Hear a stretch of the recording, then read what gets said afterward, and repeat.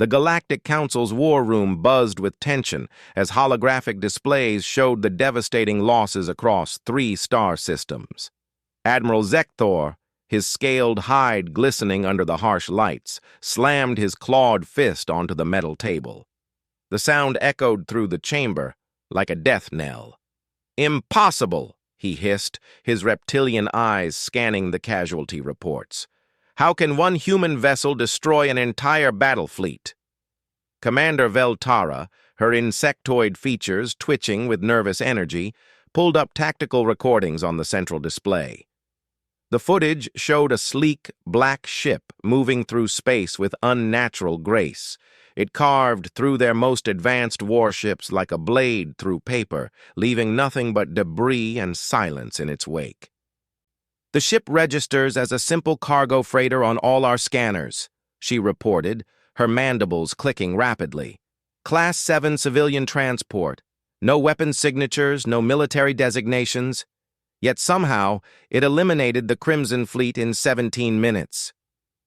General Korthnax, a massive creature with 4 arms and stone-like skin, leaned forward.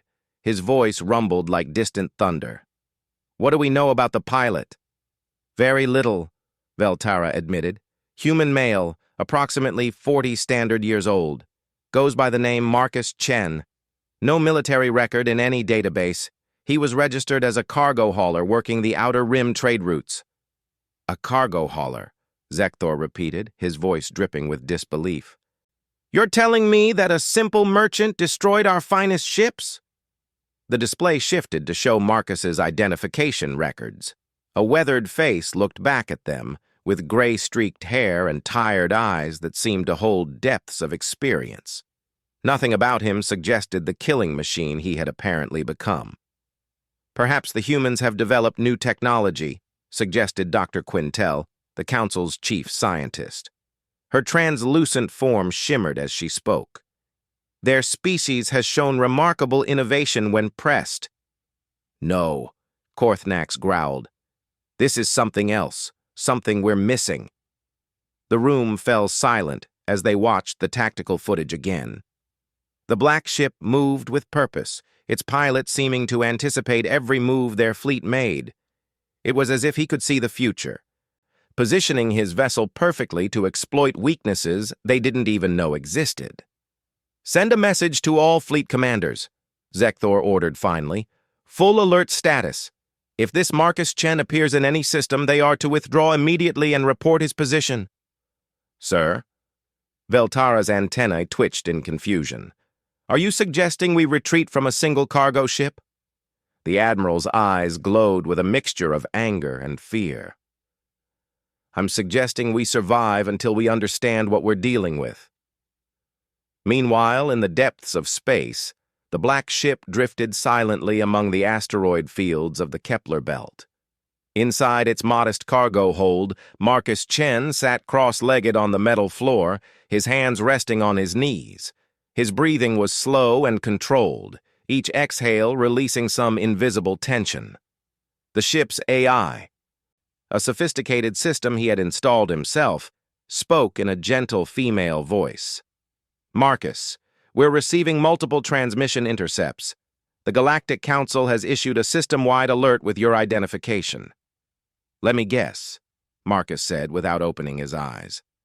"They want to know how a simple cargo hauler took down their precious fleet." "That would be accurate. They seem quite disturbed by recent events." A small smile played at the corners of Marcus's mouth. "They should be." He stood and walked to the ship's observation deck, looking out at the stars. Each point of light represented countless worlds, countless lives caught up in the Council's expansion wars. For 15 years, he had watched from the sidelines as they conquered system after system, claiming it was for the greater good of galactic unity. "Aria, display current Council territory." The AI projected a 3-dimensional map of local space. Nearly 60% was now colored in the Council's deep purple, showing their sphere of influence. Independent worlds glowed like isolated islands of green, growing smaller each year. "They've been busy," Marcus observed quietly. Indeed, intelligence reports suggest they plan to absorb the remaining independent systems within the next 2 years. The pattern has been consistent. Economic pressure, followed by staged conflicts, then military intervention. Marcus nodded, his jaw tightening slightly. The Council's methods were as predictable as they were effective. They would identify resource-rich worlds, flood them with their corporations, create dependencies, then manufacture crises that required their protection. By the time the locals realized what was happening, Council warships would already be in orbit, offering security in exchange for sovereignty. The Vega colonies received an ultimatum yesterday, Arya continued. Join the Council voluntarily or face the consequences of harboring insurgent elements. Insurgents, Marcus repeated with a bitter laugh. Is that what they're calling farmers who don't want to give up their homes? The truth was more complex, of course. The Council wasn't entirely evil. They brought advanced technology, universal health care, and economic stability to worlds that joined them. But they also brought rigid control, cultural homogenization, and the slow death of independent thought. It was a comfortable cage, but a cage nonetheless. Marcus had seen it happen to dozens of worlds during his years as a trader. He had watched vibrant, chaotic civilizations transform into orderly, sterile copies of Council society. The process was gradual, almost gentle, but absolutely thorough. Sir, Arya's voice carried a note of concern. Long-range sensors are detecting a Council patrol fleet entering this system. 12 ships, including a heavy cruiser. Time to arrival. At their current speed, approximately 6 hours. Marcus closed his eyes and centered himself again. 6 hours was enough time to complete his meditation and prepare for what was coming. The Council forces wouldn't find him easily. His ship was equipped with some very special modifications that didn't appear on any official records. Arya, begin charging the quantum displacement drive. Set course for the Andromeda Gate. Marcus, the AI said carefully, I should remind you that using the quantum drive in an asteroid field carries significant risks. The gravitational interference could— I know the risks, Marcus interrupted gently, but staying here carries greater ones. As the ship's exotic matter reactor hummed to life, Marcus returned to his meditation position. To any observer, he would look like exactly what his records claimed, a middle-aged cargo hauler trying to stay out of trouble. They couldn't see the subtle energy fields surrounding him, or the way space itself seemed to bend slightly in his presence. The Council had spent decades cataloging and controlling every form of advanced technology in the galaxy. They had databases filled with weapon specifications, shield harmonics, and tactical algorithms. What they didn't have was any understanding of the force that had shaped Marcus Chen during his years in the outer darkness. They were about to learn the hard way that some things couldn't be cataloged, controlled, or understood through conventional means. They had made the classic mistake of assuming that advanced technology was the only path to power. In 3 hours, when their patrol fleet arrived at the coordinates where his ship had been detected, they would find only empty space and residual quantum signatures that didn't match any known drive system. The hunt would continue, but Marcus would be gone, leaving behind only questions and fear. The Council's greatest strength was their absolute confidence in their own superiority. Every species they had encountered had eventually been defeated by their superior numbers, technology, and coordination. They had never faced an enemy who operated outside their understanding of how the universe worked. That was about to change, and Admiral Zekthor's worst fears would prove to be far more accurate than he could possibly imagine. The emergency session of the Galactic Council convened in their massive orbital station above Centauri Prime. Representatives from 47 species filled the amphitheater-style chamber, their various forms of communication creating a cacophony of sounds, lights, and pheromone releases that the universal translators struggled to parse.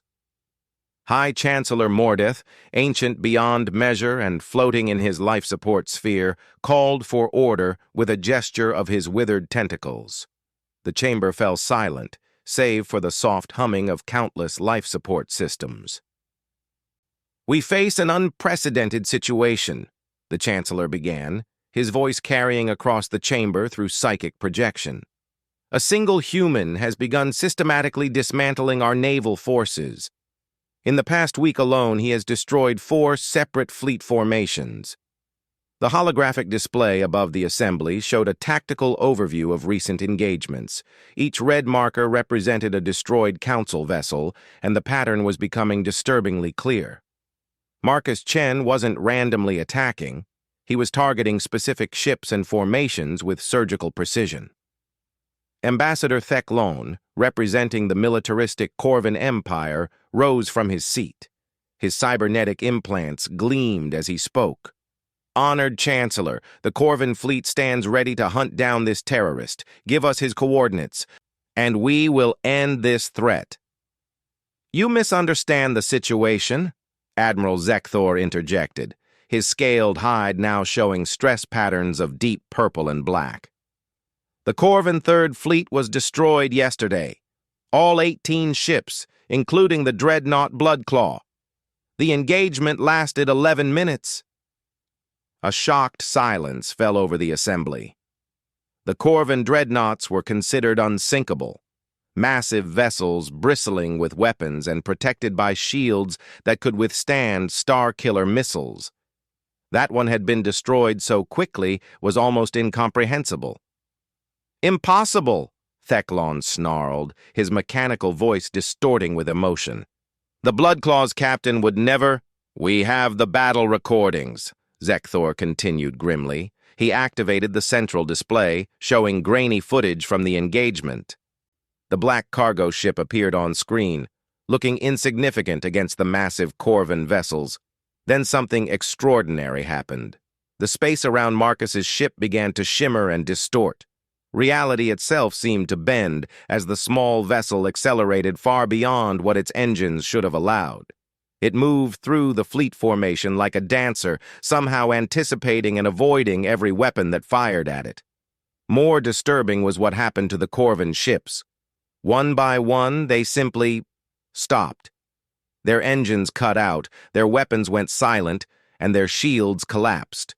It was as if the very systems that kept them functional were being systematically shut down by an invisible force.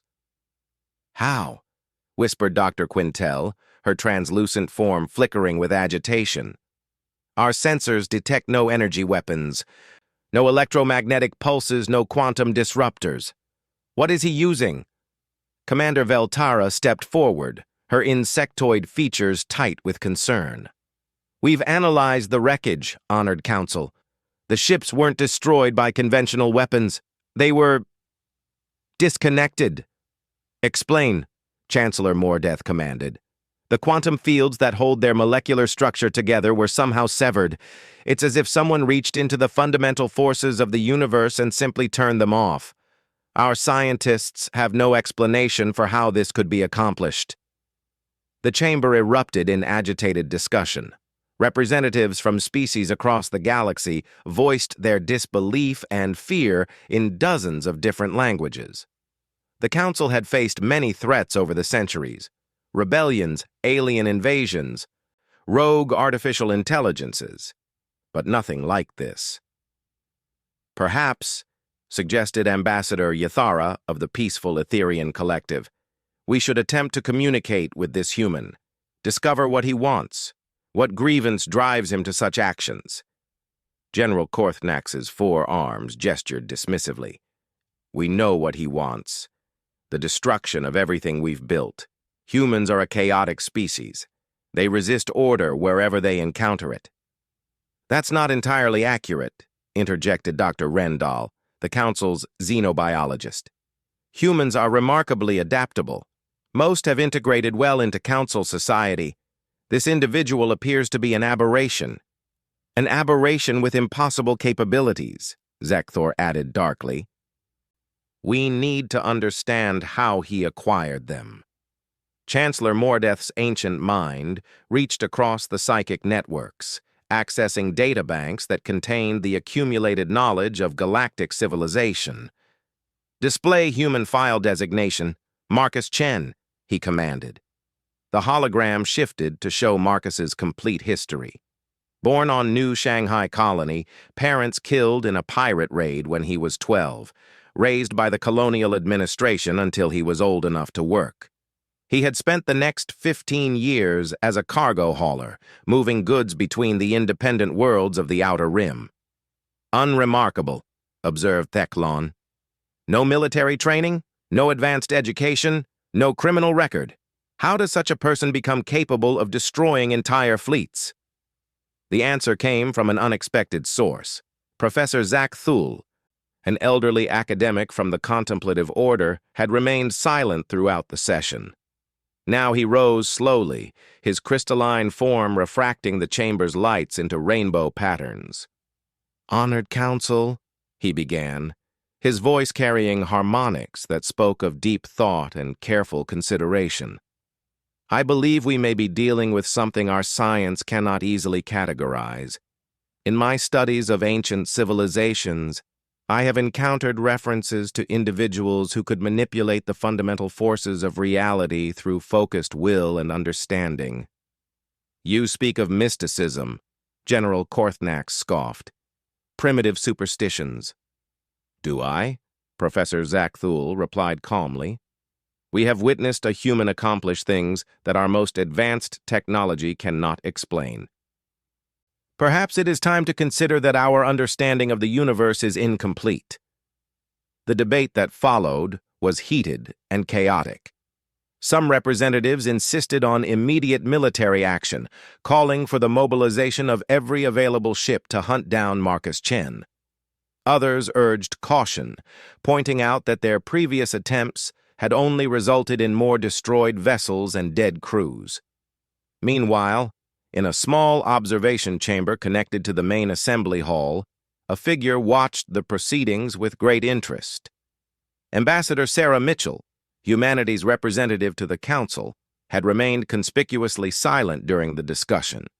As the only human present, she found herself in an uncomfortable position. Her communicator chimed softly with an encrypted message.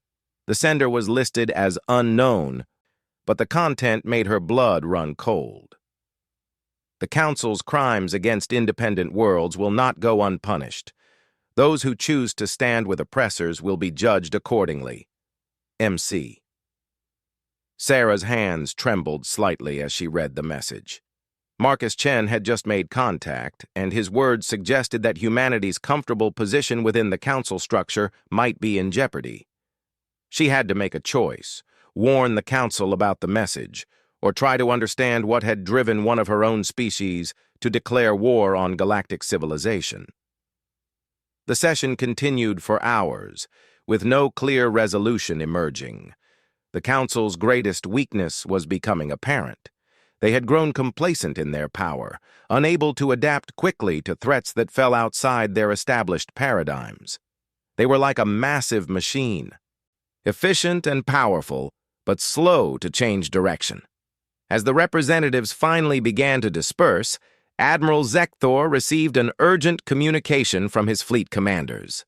3 more Council vessels had gone silent in the Rigel system. The attacks were escalating, and their mysterious enemy was growing bolder. "He's not just striking randomly," Zekthor realized, studying the pattern of attacks. "He's targeting our supply lines, our communication relays, our command ships. He's trying to blind us, isolate our fleets so they can't coordinate." The Admiral's revelation sent a chill through the remaining Council members. If Marcus Chen was conducting a systematic campaign rather than random attacks, it suggested a level of strategic thinking that made him far more dangerous than they had initially believed. As the great station orbited silently through space, its occupants began to realize that they were facing something unprecedented.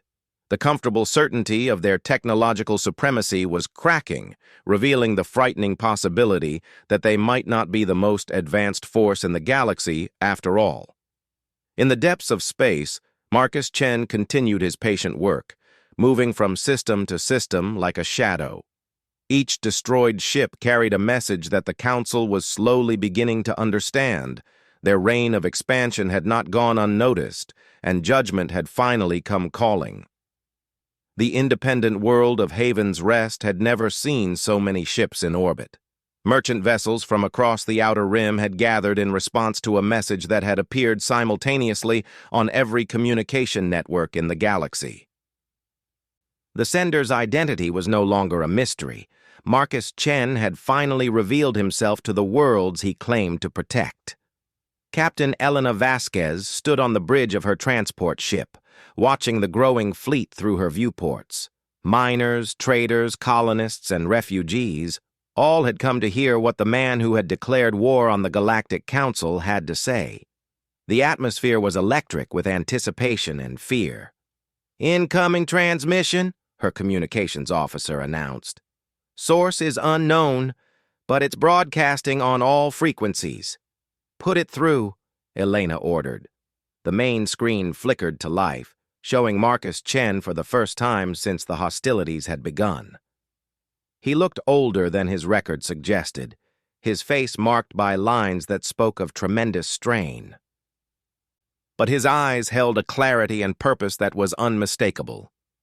"People of the independent worlds," he began, his voice carrying across space to reach millions of listeners. "For too long, you have lived under the shadow of an empire that claims to bring order and prosperity, but delivers only submission and control."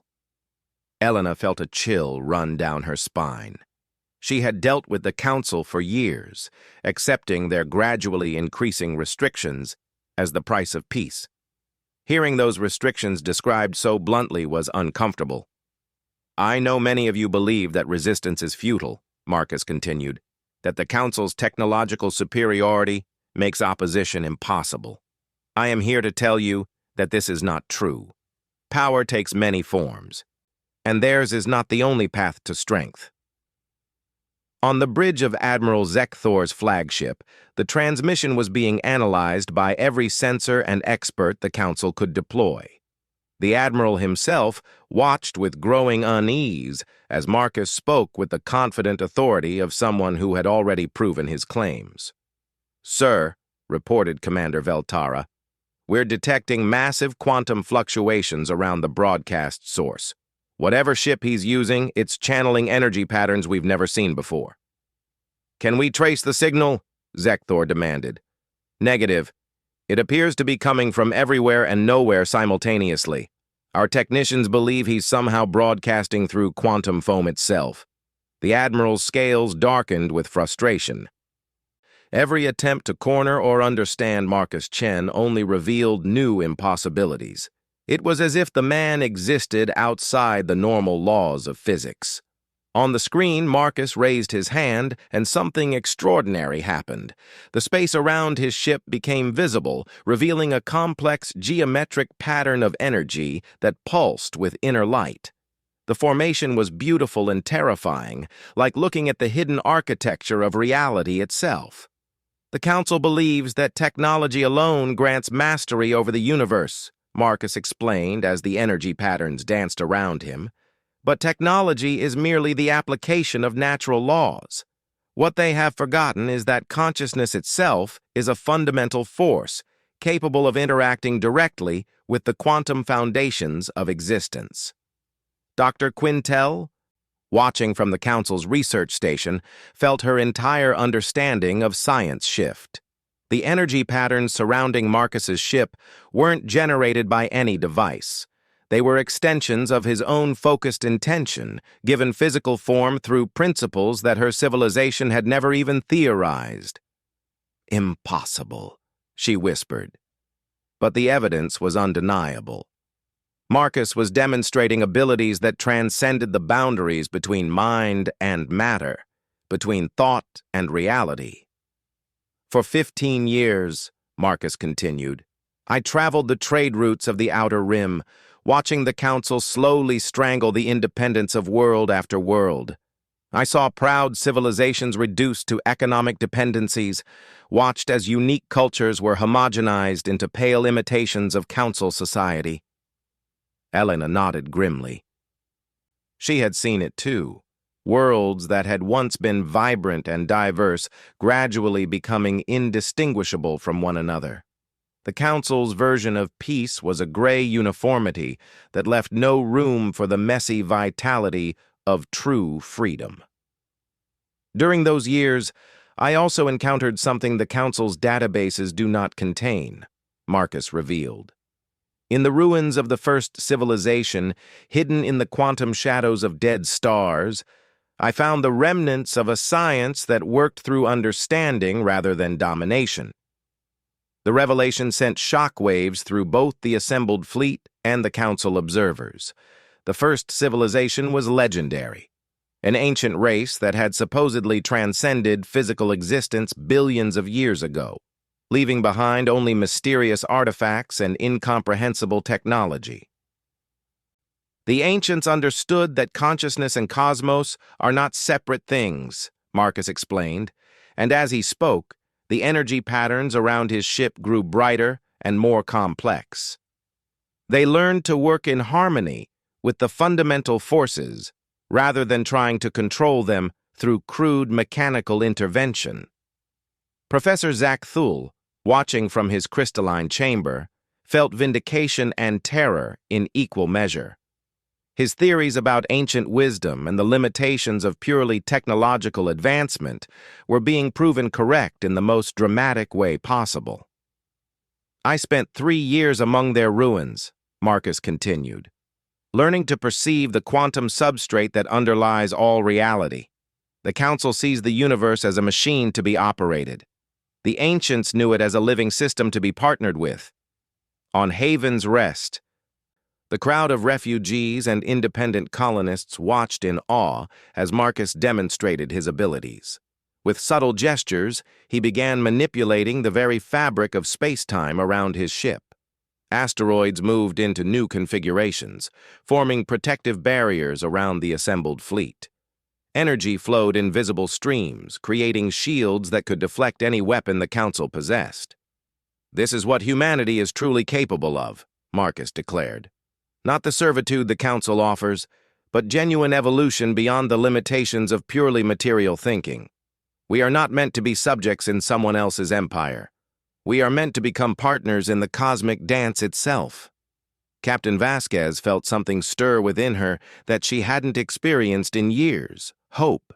Not the desperate hope of the oppressed, but the confident expectation of those who could see a path to genuine freedom. "But power without wisdom is chaos," Marcus warned, his expression growing serious. "I do not offer you weapons or technology that can be misused. I offer you understanding that must be earned through discipline, compassion, and respect for the interconnectedness of all things." Admiral Zekthor realized with growing horror that Marcus wasn't just demonstrating impossible abilities, he was offering to teach them to others. The threat wasn't limited to one man with mysterious powers. It was the potential for an entirely new form of civilization that could render the Council's technological advantages meaningless. "To those who serve the Council," Marcus said, and his gaze seemed to look directly through the screen at the Admiral, "I offer one final opportunity to choose. You can continue to support a system that treats sentient beings as resources to be managed, or you can join us in building something better." The transmission showed Marcus extending his hand toward the camera, and for a moment, every viewer felt as if he were speaking directly to them. The sensation was overwhelming, a direct connection that bypassed all technological intermediation and touched something fundamental in each observer's consciousness. "The choice is yours," Marcus concluded, "but know that the age of empires built on domination is ending. What comes next will be determined by those brave enough to step beyond the comfortable cage of someone else's order." The transmission ended, leaving stunned silence across both the assembled fleet and the Council's command centers. But the demonstration wasn't over. As Marcus's image faded, The quantum energy patterns he had created began spreading outward from his ship, flowing through space like visible music. Every person who had witnessed the broadcast felt something change within them. It was subtle at first, a slight shift in perception, a new awareness of the connections between all things. But for some, particularly among the human observers, it was the first glimpse of possibilities they had never imagined. The revolution Marcus Chen had started wasn't going to be won with weapons or technology. It would be won by consciousness itself, evolving beyond the limitations that had kept it trapped in cycles of domination and submission.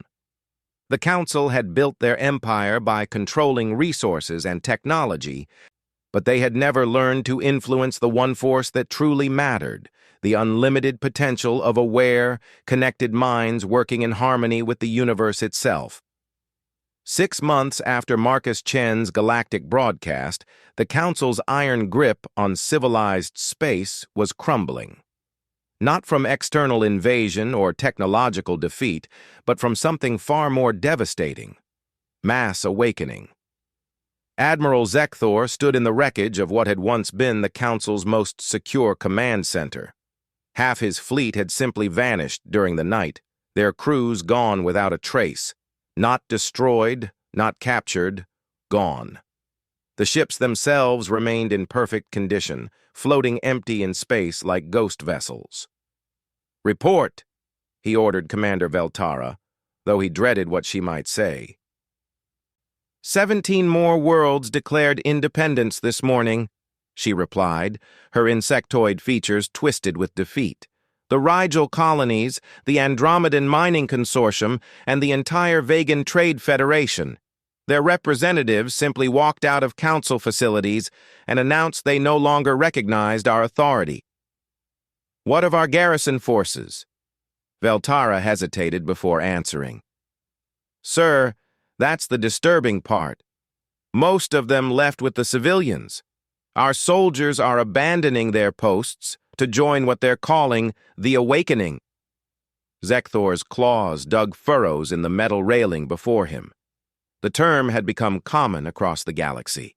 The Awakening. It described the strange transformation occurring in beings who had been exposed to Marcus Chen's quantum manipulations. They developed new perceptions, new abilities, and most troubling of all, a complete rejection of hierarchical authority. "It's spreading, isn't it?" the Admiral asked quietly. "Yes, sir. Our xenopsychologists believe exposure to Chen's quantum field effects creates permanent changes in neural structure. Subjects report enhanced empathy, direct perception of quantum probability fields, and what they describe as connection to the cosmic consciousness." The Admiral turned away from the viewport, unable to bear looking at the empty ships any longer. The Council's greatest fear was being realized. Their subjects were evolving beyond the need for external governance. Beings who could perceive the fundamental interconnectedness of existence had little use for artificial hierarchies. "Any word from the Chancellor?" "Sir." Veltara's voice carried a note of barely controlled panic.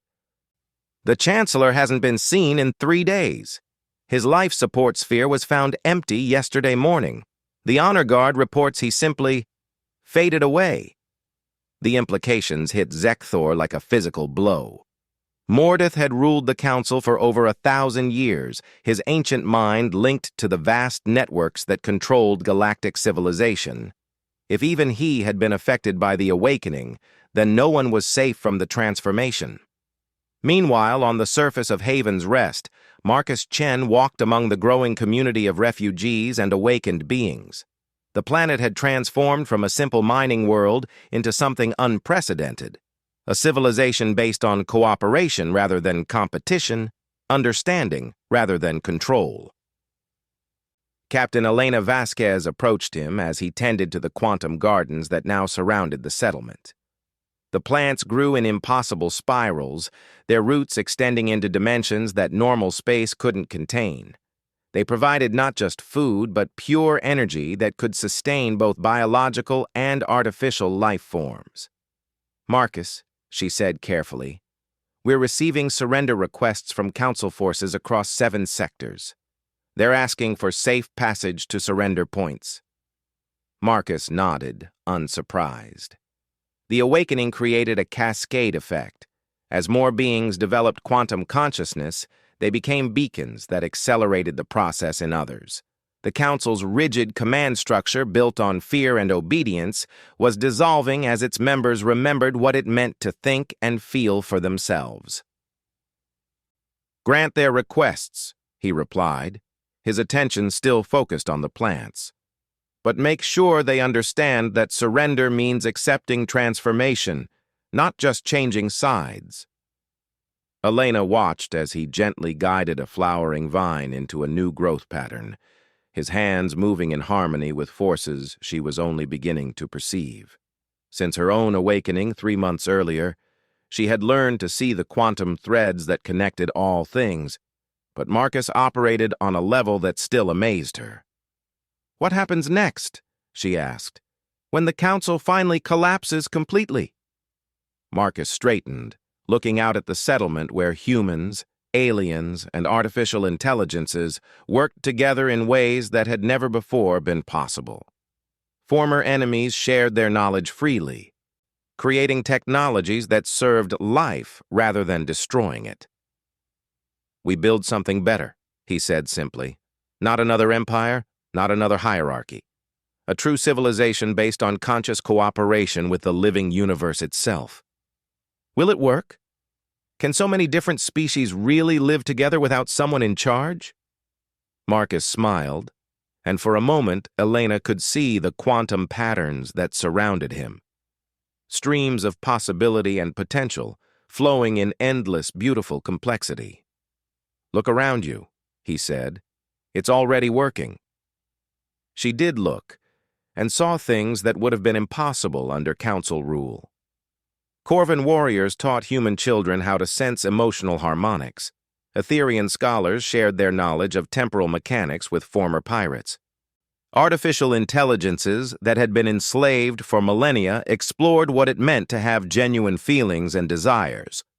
The Council believed that order required control, Marcus continued, but they had it backwards. True order emerges naturally when conscious beings are free to follow their highest nature. Control creates the chaos it claims to prevent. As if to prove his point, a group of young beings from a dozen different species ran past, their laughter creating visible ripples in the quantum field. They were playing a game that involved manipulating probability itself, turning chance into art. None of them spoke the same language, but they understood each other perfectly through direct consciousness contact. "How long before the transformation is complete?" Elena asked. "It's already complete," Marcus replied. "The Council just hasn't realized it yet. They're fighting the ghost of their own power while the reality they once controlled has already moved beyond them." His words proved prophetic. Within hours, the last Council strongholds began reporting the same phenomenon that had been spreading across the galaxy. Their personnel simply walking away, not in rebellion or anger, but with the serene confidence of beings who had remembered their true nature. Admiral Zekthor found himself alone on his flagship, as even his most loyal officers departed to join the growing communities of awakened beings. He could have ordered the ship's weapons to destroy the settlements below, but something had changed in him as well. The quantum field that Marcus had triggered was universal. It affected every consciousness it touched, gradually dissolving the artificial barriers that had kept beings trapped in cycles of dominance and submission. Standing in his empty command center, the Admiral finally understood what Marcus had tried to tell them from the beginning. The choice had never been between order and chaos, between civilization and barbarism. It had been between evolution and stagnation, between awakening and sleep. He removed his rank insignia and set it on the command chair, then walked toward the shuttle bay where a small ship waited to take him to the surface. Below, he could see the lights of the new settlement spreading like stars across the planet's night side. Each light represented beings who had chosen consciousness over control, cooperation over competition. The Galactic Council's empire died not with violence or conquest, but with the gentle dissolution that comes when artificial structures are replaced by natural ones. Marcus Chen had not destroyed their civilization. He had revealed the more beautiful reality that had always existed beneath their attempts to control it. In the months that followed, the transformation spread to every corner of the galaxy. Ancient grudges dissolved as beings remembered their fundamental interconnection. Technologies that had been hoarded by the powerful were shared freely, creating abundance where there had once been scarcity. Art and science flourished as conscious minds explored the infinite possibilities of existence. The man they had called the Reaper had indeed brought death, the death of ignorance, fear, and separation. In its place, he had helped birth a galactic civilization based on the recognition that consciousness itself was the most powerful force in the universe, capable of transforming not just individual lives, but the very structure of reality itself. Marcus Chen had kept his promise. The age of empires was over, replaced by something unprecedented in galactic history, a true democracy of awakened minds, working together to explore the infinite potential of conscious existence in harmony with the living cosmos. The Council had underestimated him completely, thinking him just another rebel with advanced weapons. They never realized they were facing something far more dangerous, a teacher who could help others remember what they really were.